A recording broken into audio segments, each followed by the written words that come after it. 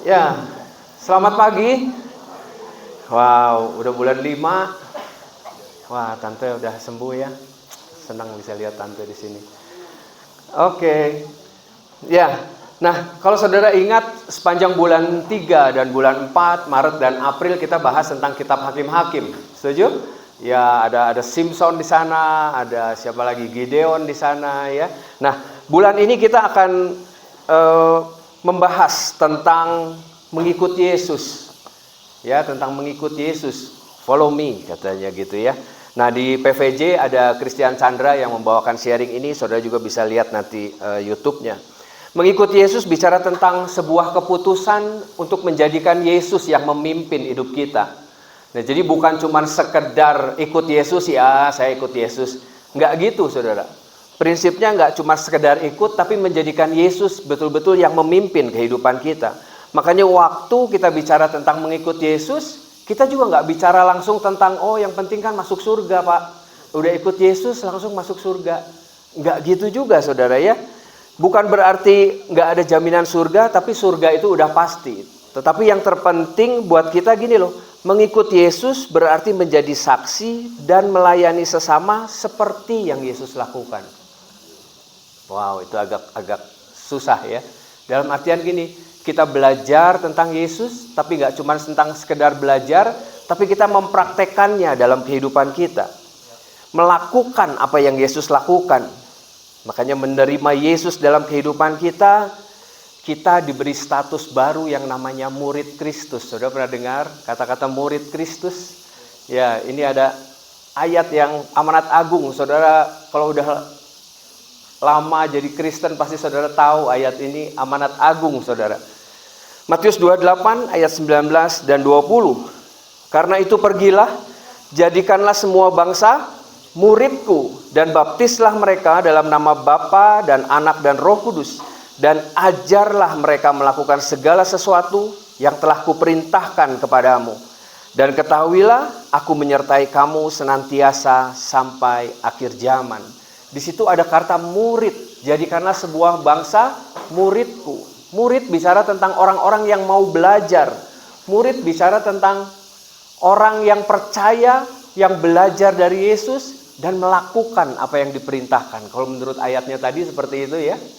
Jadi nggak, murid itu dia belajar bagaimana cara Yesus hidup dan mempraktekannya. Jadi nggak bisa cuman saya senang belajar Pak, jadi saya senang mempelajari tentang Yesus, tapi kita nggak pernah mau praktek. Nggak bisa gitu juga, saudara. Atau mungkin kita praktek, tapi kita nggak pernah tahu tentang siapa Yesus. Ya kita hanya berbuat baik aja, kita nggak kenal pribadi Yesus. Makanya murid Kristus adalah orang percaya yang belajar dari Yesus dan melakukan apa yang diperintahkan. Saudara dapat angle-nya? Dapat 2 poin ini, jadi belajar dan melakukan. Nah, sadarkah saudara bahwa status itu menempel dalam kehidupan kita? Kalau kita bilang status saya adalah seorang suami, status yang menempel selalu diikuti dengan sebuah tanggung jawab di belakangnya. Setuju nggak, saudara? Kalau kita seorang suami, ada tanggung jawabnya sebagai seorang suami. Kita seorang ayah, ada tanggung jawabnya sebagai seorang ayah. Status itu nggak cuma sekedar status. Status selalu diikuti dengan apa yang namanya tanggung jawab. Nah, kalau saat ini kita belajar status kita adalah murid Kristus, saya cuma mau bilang kita juga punya tanggung jawab loh. Ya, nggak cuma sekedar status. Kita juga harus gini, belajar dan mempraktekkan apa yang Yesus perintahkan. Itu prinsipnya. Nah, semuanya itu diawali dengan sebuah keputusan, saya mau mengikuti Yesus. Ketika kita ambil keputusan mau mengikuti Yesus, kita mau belajar dan kita mau mempraktekkan kebenaran firman Tuhan. Kita akan lihat satu cerita di Perjanjian Baru di Lukas 5. Judul perikopnya itu penjala ikan menjadi penjala manusia.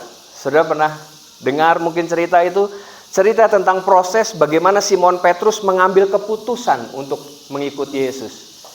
Ini salah satu ayatnya, saya bacakan buat saudara. Ia naik ke dalam salah satu perahu itu, ia itu Yesus. Yesus naik ke dalam salah satu perahu itu, yaitu perahu Simon. Dan menyuruh dia supaya menolakkan perahunya sedikit jauh dari pantai. Lalu ia duduk dan mengajar orang banyak dari atas perahu. Setelah selesai berbicara, ia berkata kepada Simon, "Bertolaklah ke tempat yang dalam dan tebarkanlah jalamu untuk menangkap ikan." Saudara pasti pernah dengar cerita ini ya. Lanjutannya ayat yang kelima, Simon menjawab, "Guru, telah sepanjang malam kami bekerja keras dan kami tidak menangkap apa-apa. Tetapi karena Engkau menyuruhnya, aku akan menebarkan jala juga." Sudah mungkin pernah dengar cerita ini, pernah baca cerita ini. Ceritanya Simon Petrus semalaman menangkap ikan, gak dapat apa-apa. Ya, yang waktu saya nyiapin ini saya cuma membayangkan, mungkin Simon Petrus agak malu ya waktu ditanya, waktu disuruh nebarin jalanya. Simon Petrus cuma pikir, aduh, gua kan udah lakuin ini dari semalaman. Saudara kebayang dapat angle-nya? Mungkin Simon Petrus tuh bilang, aduh Tuhan, udahlah, nggak mungkin lah. Gue udah semalaman, gue nelayan hebat, berpengalaman. Simon cuma berusaha memberitahu bahwa dia sudah mencobanya. Bahkan dia sudah bekerja keras tapi tidak menghasilkan apapun. Di situ dikatakan, malah sepanjang malam kami bekerja keras dan kami tidak menangkap apa-apa. Simon mengakui bahwa caranya tidak berhasil, tapi bukan karena kurang usaha. Saudara setuju nggak? Simon Petrus sudah melakukan yang terbaik yang dia bisa, tapi dia tidak mendapat apa-apa. Hasilnya nggak ada. Dia udah bekerja keras dengan segala cara, hasilnya nggak ada. Saudara pernah mengalami kayak gitu? Saya pernah ada dalam fase itu. Saya sudah lakukan semuanya, tapi saya nggak mendapat apa yang saya mau. Saya nggak dapat apa-apa. Hari-hari ini saya banyak mendampingi pernikahan-pernikahan yang mengalami ini. Kok gue udah lakuin semuanya kok. Apa yang lu omongin gue udah kerjain. Tapi suami gue tetap gak robah. Si papa tetap gak robah. Gue udah nurutin semua itunya. Tapi gak robah juga. Saudara pernah ada di fase itu? Saudara sudah lakukan semuanya. Tapi gak ada hasilnya. Gak ada hasilnya. Gak kelihatan apa-apa. Kita gagal bukan karena kita tidak berusaha. Kita sudah melakukan yang terbaik, tapi hasilnya mengecewakan. Saya cuma membayangkan Simon Petrus waktu menebar jala, ditarik, gak ada ikannya. Dia tebar lagi, ditarik, gak ada ikannya. Semalam-malaman itu yang dia lakukan. Bukannya dia malas. Kita tidak melihat perbedaan apapun. Gak ada hasilnya. Dan biasanya kita mulai patah semangat. Saya ketemu orang-orang yang akhirnya putus asa, lelah, frustasi. Enggak lah, udahlah, ini mah keluarga gue gak bisa diselamatin. Udahlah kok, gue nyerah kok. Gue gak mau lah gini terus. Saya ada banyak ketemu orang-orang yang menyerah pada akhirnya. Udah gak ada semangatnya lagi. Tapi dari cerita itu kita bisa lihat bahwa gini loh. Yesus hadir di tengah-tengah kegagalan Simon Petrus. Betul? Yesus hadir loh. Makanya dari ayat 5, kalau saudara baca ayat 5-nya terlihat bahwa gini loh. Simon tuh sebetulnya gak mau melakukan apa yang diperintahkan Yesus. Yesus kan bilang tebarkan jalanya. Simon Petrus bilang udahlah, gak usah lah. Dia merasa apa yang Yesus perintahkan tidak akan mengubah apapun. Saya sehebat apapun ngasih nasihat sama orang, tapi kalau orangnya gak mau juga gak bisa saudara. Gak mau kadang. Saya sering ngomong yang baik tentang pernikahan, tapi udahlah kok, gak mungkin lah. Gak mungkin. Apa yang Yesus minta seringkali tidak masuk akal. Gak masuk akal buat Simon Petrus pada saat itu. Tapi yang luar biasanya, kalau saudara lihat tadi, karena Engkau yang menyuruhnya. Saya suka kata-kata itu. Tetapi karena Engkau menyuruhnya, aku akan menebarkan jala juga. Sebenarnya emang gak mau saudara. Terkadang apa yang Yesus katakan tidak masuk akal dan berlawanan dengan keinginan kita. Gue gak mau kok dihina-hina terus. Gue gak mau kok. Tapi Yesus bilang, ayo tebarkan. Dan ini keren banget kata-kata ini. Tetapi karena Engkau menyuruhnya. Dan biarlah kata-kata ini selalu ada dalam perenungan kita. Tapi karena Yesus yang menyuruhnya. Mungkin kita gak mau. Mungkin secara daging kita menolak. Tapi karena Yesus yang nyuruh, gue mau lakuin lah. Mungkin gak enak, mungkin gak masuk akal, tapi gue lakuin karena Yesus yang nyuruh. Dan ini ayat yang ke-6-nya. Dan setelah mereka melakukannya, mereka menangkap sejumlah besar ikan sehingga jala mereka mulai koyak. Ternyata kehadiran Yesus membawa perbedaan. Artinya gini saudara, waktu pertama kali Simon menebarkan jala, Yesus nggak ada di perahunya. Tapi setelah kata-kata ini muncul, Yesus naik ke perahunya Simon dan Yesus menyuruh dia menebarkan jala dan hasilnya berbeda. Makanya buat saya gini, relasi dengan Yesus yang membuatnya menjadi berhasil. Setuju saudara? Ada perbedaan. Waktu pertama kali dia melakukannya tanpa Yesus, tapi kali ini Yesus yang suruh. Simon melakukannya bersama dengan Yesus. Dan hasilnya berbeda. Yesus melakukan apa yang tidak bisa Simon Petrus lakukan. Iya, dia sudah semalam-malaman melakukannya sendiri dan gak mendapatkan hasil apa-apa. Tapi ternyata bersama Yesus membuat hasil yang berbeda. Nah, saat kita mulai perjalanan kita bersama dengan Yesus, makanya ini saudara, satu-satunya cara adalah dengan berkomitmen untuk tunduk. Setuju saudara? Iya, Simon Petrus dia, karena engkau yang menyuruhnya, aku lakukan. Yang pertama tunduk, dan yang kedua rendah hati. Dalam arti gini loh, rendah hati untuk menuruti perintahnya. Seringkali ego kita menghalangi kita untuk melakukan apa yang Yesus perintahkan. Betul gak saudara? Ini mah gue bisa ini mah. Seringkali kita yang menahan, kita yang mau bilang gini loh, cara gue yang paling baik, cara saya yang paling berhasil. Padahal udah terbukti apa yang Simon Petrus lakukan tidak mendapatkan hasil apa-apa. Makanya ini pertobatan adalah pengakuan yang rendah hati bahwa cara saya tidak berhasil dan saya siap berjalan dengan caranya Tuhan. Setuju gak saudara? Ya, kita sudah mencobanya, banyak cara yang kita coba. Kita juga coba dengan banyak hal tentang pernikahan kita, tentang pekerjaan kita, tentang apapun yang kita lakukan dan usahakan. Cara saya tidak berhasil. Dan saya siap melakukannya dengan caranya Tuhan. Itu yang namanya pertobatan. Kalau sebelumnya kita yang memimpin hidup kita, gue bisa ini mah. Bisa sih, cuman banyak yang terluka pada akhirnya. Yang penting gue kan sukses sih. Tapi sepertinya terlalu banyak yang kita korbankan. Ada banyak hal yang sepertinya Tuhan gak pengen kita kesana. Makanya keputusan kita untuk membiarkan, udah Yesus yang memimpin hidup kita. Saya siap berjalan dengan caranya Tuhan. Itu yang namanya pertobatan. Kita gak pakai cara kita sendiri, kita gak kekeh dengan keinginan kita. Tapi gini, saya membiarkan Yesus yang memimpin kehidupan kita. Kalau sampai ceritanya sampai di sini kita semua senang. Yesus ada dalam perahunya Simon, mendapatkan banyak ikan, jalanya terkoyak. Kita senang semuanya. Tapi kalau saudara baca lanjutannya, ini ayat yang 11 menarik buat saya. Dan sesudah mereka menghela perahu-perahunya ke darat, mereka pun meninggalkan segala sesuatu lalu mengikut Yesus. Yang luar biasanya gini, ikan-ikannya tuh sepertinya yang banyak tadi meninggalkan segala sesuatu, dia tinggal aja. Petrus akhirnya ikut Yesus. Saudara bisa bayangin gak? Orang percaya akan selalu mempercayai Tuhan, bukan memanfaatkan Tuhan. Kita senang Yesus ada dalam perahu kita karena jadi banyak berkat. Ada banyak hal yang bisa kita dapat. Tapi firman ini bilang ayat ke-11-nya, mereka meninggalkan segala sesuatu lalu mengikut Yesus. Saya cuma pikir, wow, Simon Petrus gak terganggu, gak jadi gini loh. Ini kan sayang, ini berkatnya kan udah banyak banget ya. Tapi enggak tuh, Simon Petrus tetap meninggalkan segala sesuatu lalu mengikuti Yesus. Sekali lagi bukannya gak boleh kita minta berkat. Setuju saudara? Kita semua pengen diberkati. Tapi yang poinnya gini loh, berkat itu tidak menghalangi hubungan kita sama Tuhan. Setuju?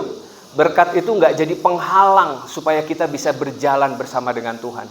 Saya percaya Tuhan ingin memberkati kita semua. Amin. Kita pun pengen diberkati. Amin. Saya juga pengen diberkati. Tapi saya berharap gini loh, berkat yang kita terima itu tidak menghalangi hubungan kita sama Tuhan. Tidak membuat kita jadi sepertinya gak mau lagi berjalan sama Tuhan. Makanya ditulis mereka pun meninggalkan segala sesuatu lalu mengikut Yesus. Artinya gini, ada keputusan untuk melepaskan sesuatu. Mengikut Tuhan itu bicara tentang melepaskan sesuatu. Ini saudara renungkan, bagus nih. Ikut Tuhan bukan hanya melakukan segala sesuatu untuk Tuhan, tapi juga sebuah keputusan untuk melepaskan apa yang kita cintai karena Tuhan. Ada banyak orang yang memandang ikut Yesus adalah lakukan segalanya buat Tuhan. Itu bagus, itu bagus. Ada pelayanan, ada banyak hal baik yang saudara lakukan, itu bagus. Tapi ada poin penting. Juga sebuah keputusan untuk melepaskan apa yang kita cintai karena Tuhan. Seringkali kita ingin ada di dua perahu yang berbeda. Betul saudara? Satu sisi kita melakukannya buat Tuhan, tapi ini gue juga pengen dong melakukannya buat gue. Kita seringkali terombang-ambing seperti itu saudara. Ya, saya kemarin ada main ke sebuah home dan saya ada tanya ini apa yang belum lepas dalam kehidupan kita. Biasanya orang menyebut tentang kenyamanan. Kenapa orang gak mau ikut Yesus? Karena aduh ribet lah, udahlah saya masih di sini aja. Kenyamanan seringkali membuat kita berhenti untuk berjalan bersama dengan Tuhan. Kenyamanan seringkali membuat kita nanti aja deh, nanti aja. Saya cuma mau bilang gak apa-apa juga kalau hari ini belum saudara putuskan. Tapi saya mau bilang gini loh, sebuah keputusan untuk melepaskan apa yang kita cintai karena Tuhan. Saya yakin kita semua punya cerita atau punya pengalaman bersama dengan Yesus yang membuat saudara akhirnya gini, saya mau ikut Tuhan. Kita semua punya pengalaman mungkin yang berbeda. Saya berbeda, Pastor Hamid berbeda, Ko Isman berbeda. Mungkin kita banyak cara yang berbeda yang Tuhan pakai untuk membuat kita bisa sama-sama dengan Tuhan. Cuma satu hal dari cerita ini, saya cuma mau bilang gini, Simon memandang bahwa relasi dengan Yesus jauh lebih penting dari berkat-berkat yang dia terima. Mereka meninggalkan segala sesuatu lalu mengikut Yesus. Artinya Simon memandang bahwa relasi dengan Yesus itu jauh lebih penting dari semua berkat yang dia terima. Simon sadar bahwa Yesus adalah sumber berkatnya. Dan kalau kita mundur sedikit, ini ke ayat 8 dan 9. Ketika Simon Petrus melihat hal itu, ia pun tersungkur di depan Yesus dan berkata, Tuhan pergilah daripadaku, karena aku ini seorang berdosa. Sebab ia dan semua orang yang bersama-sama dengan dia takjub oleh karena banyaknya ikan yang mereka tangkap. Ini waktu Yesus bilang tebarkan jala dan jalannya ditarikkan, ini yang terjadi. Ikannya banyak banget. Ikannya banyak banget. Simon Petrus bilang gini, Tuhan pergilah daripadaku karena aku ini seorang berdosa. Dalam arti gini loh, gue gak nyangka. Dia berpikir bahwa Tuhan gak akan sanggup lah. Udahlah gue lebih tahu, tapi kenyataannya beda. Ikannya banyak banget, ikannya banyak banget. Itu yang membuat akhirnya Simon Petrus bilang, aduh gila ya. Ada kayak apa ya, kayak malu gitu ya. Kata-kata ini tuh lebih kayak, aduh gila ya, gue teh gak bener pisan ya. Makanya dia bilang, karena aku ini seorang berdosa. Simon sepertinya gini loh, salah menilai Yesus. Mengikut Yesus bukan hanya karena kita ingin berkat atau tentang surga, tapi kesadaran bahwa saya orang berdosa yang akan binasa. Tapi lagi-lagi Yesus menawarkan jalan keselamatan buat kita. Kita sadar bahwa kita orang berdosa. Simon Petrus sadar bahwa saya orang berdosa. Dan itu yang membuat dia akhirnya gini loh, cuman Yesus yang bisa tolong dia. Sebuah keputusan untuk ikut berjalan bersama dengan Yesus. Makanya Injil adalah kabar baik bahwa kita sudah diampuni dan diselamatkan karena kasih karunia. Amin saudara. Kita diselamatkan bukan karena perbuatan kita, tapi karena kasih karunia.